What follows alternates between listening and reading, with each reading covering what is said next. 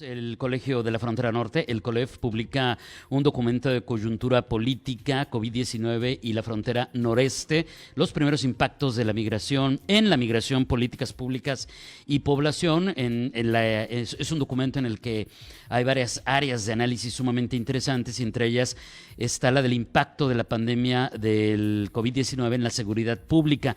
Para hablar un poco acerca de este tema, le agradecemos enormemente al doctor José Andrés Sumano Rodríguez, profesor investigador, cátedra CONACYT del Colegio de la Frontera Norte en Matamoros, Tamaulipas, nos tome la llamada. Él está como profesor investigador en el Departamento de Estudios Culturales del Colegio de la Frontera Norte, es, como le digo, catedrático CONACYT, obtuvo su doctorado en políticas públicas por el Instituto Tecnológico y de Estudios Superiores de Monterrey, cuenta con especializaciones en análisis de política pública e innovación gubernamental por la Kennedy School of Government de la Universidad de Harvard, es secretario técnico de la Red Temática de Investigación CONACYT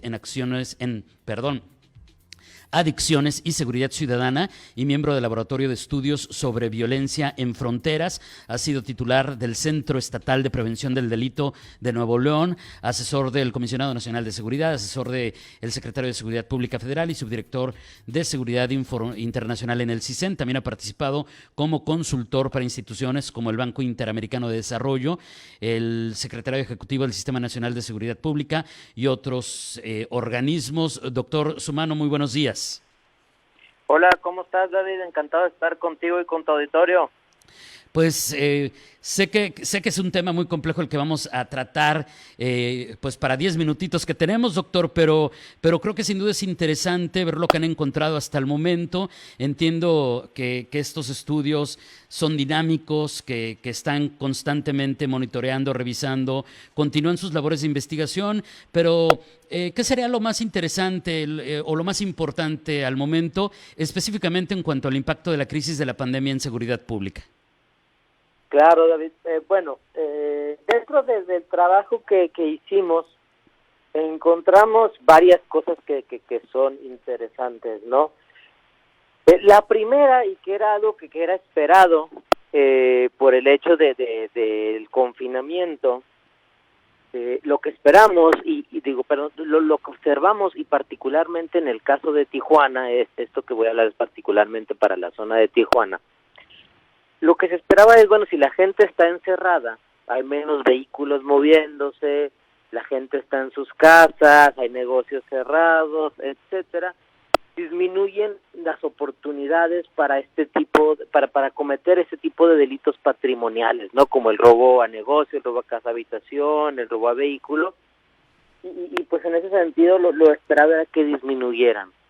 Y efectivamente, en el estudio analizamos tanto las denuncias como las llamadas confirmadas al 911, y el análisis nos confirmó precisamente eso que pensábamos que iba a suceder, y vemos que en la época de mayor confinamiento por la pandemia, efectivamente se redujeron de manera importante los delitos de robo de vehículos y de robo a casa habitación, ¿no? Es decir, pues sí, efectivamente, si la gente está en su casa hay menos oportunidad para que alguien vaya y pueda meterse a robar.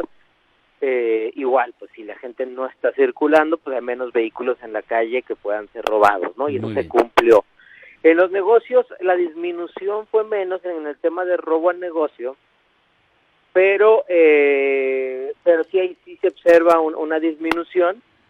Otra cosa que también alcanzamos a ver en el estudio es que conforme empieza la reapertura y empiezan a reactivarse los diferentes giros, empiezan otra vez a subir este tipo de delitos. Es decir, la disminución de estos delitos patrimoniales únicamente aplicó a la época de mayor confinamiento, y conforme poco a poco se fueron reabriendo diferentes sectores, pues también fue subiendo la incidencia delictiva, ¿no? Entonces, eso sobre delitos patrimoniales, y luego hay un tema muy interesante que es el de violencia familiar. En el tema de violencia familiar, en el caso de Tijuana, sucede algo que es contrario a lo que vemos en otras partes del país, ahí lo que esperábamos, de acuerdo a la teoría, es que, bueno, si la gente está encerrada en sus casas, aumentan las posibilidades para violencia intrafamiliar por el confinamiento, ¿no? Entonces lo esperado es que aumentara este delito. Sin embargo, y esto sí se vio en otras zonas del país, ¿no? Zonas como Monterrey, como Ciudad Juárez, sí se ve un aumento de la violencia familiar. Pero en el caso de Tijuana, no. En el caso de Tijuana lo que se observa es que la pandemia no tuvo un impacto en el tema de la violencia intrafamiliar, ¿no? Es decir, se mueve por otros delitos, por otras variables, por otros factores, pero en sí la pandemia no incidió y no generó un aumento en la violencia familiar.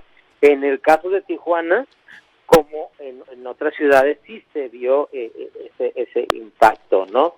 Entonces eso, digamos, son algunas de las cosas que se empiezan a observar ahí en el estudio, ¿no? Muy bien. Doctor, ¿hay alguna referencia de qué ha pasado con temas como el narcomenudeo, las adicciones? Finalmente, pues la lógica elemental dice que también habrá afectaciones en ese sentido, pero ¿qué nos podría comentar sobre ello?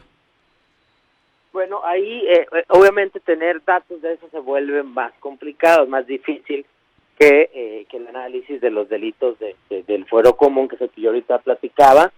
Ya en el tema de crimen organizado, narcomenudeo y este tipo de delitos,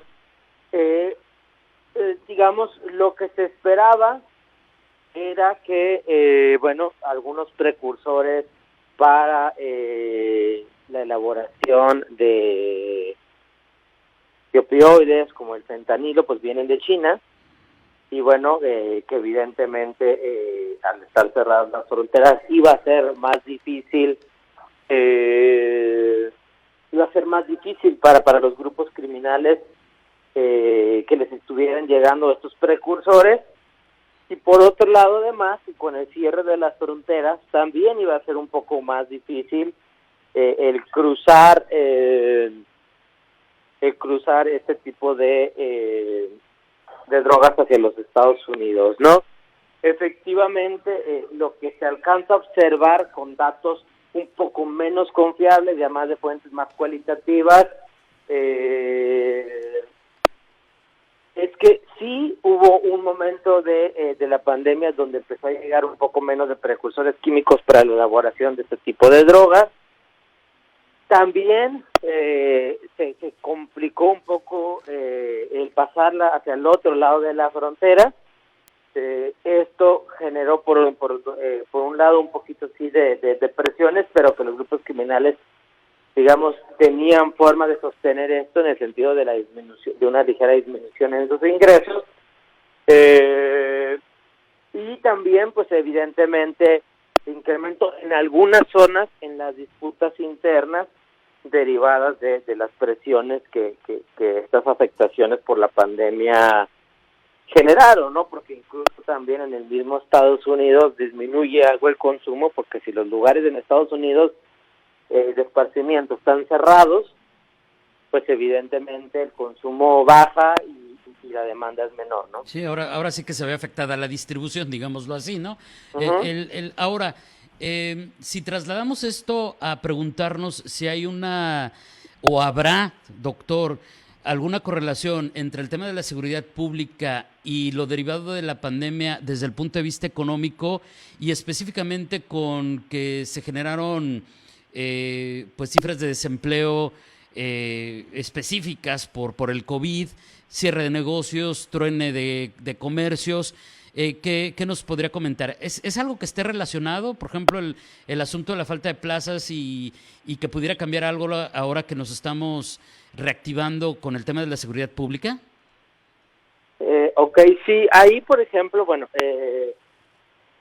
una de las hipótesis al inicio de la pandemia era de que probablemente conforme fuera aumentando el desempleo y la crisis económica, pues eso podía empujar la comisión de algunos actos delictivos, ¿no? incluso se hablaba de la posibilidad de saqueos o en tiendas de conveniencia y este tipo de cosas. La realidad es que eso se vio únicamente en zonas como la Ciudad de México, el Estado de México, y muy poco, y en los periodos iniciales de la pandemia. En ese sentido, los datos no parecen indicar que la pandemia haya generado un aumento de los delitos patrimoniales, ¿no? Es decir, al contrario, lo que se observa precisamente durante la pandemia es la disminución de muchos de estos delitos porque hay falta de oportunidades para cometerlos.